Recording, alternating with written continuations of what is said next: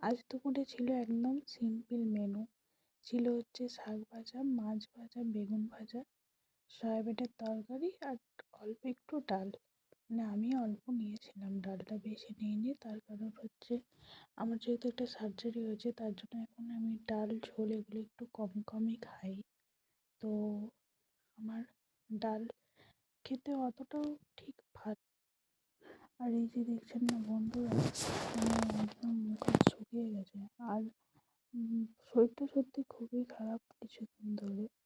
আর আমি যেহেতু ঘুম থেকে উঠেছি, তার জন্য আরও আমাকে শুকনো শুকনো লাগছে। মানে রোজ রোজ এরকম খেতে খেতে না, মানে নুন ঝাল ছাড়া তরকারি খেতে খেতে ভালো লাগে না।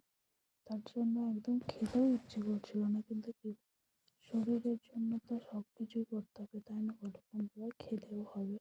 তো তার জন্যই একটু দুপুরবেলায় খেয়ে নিলাম কষ্ট করে। তো বন্ধুরা, যদি ভিডিওটা ভালো লাগে অবশ্যই চ্যানেলটিকে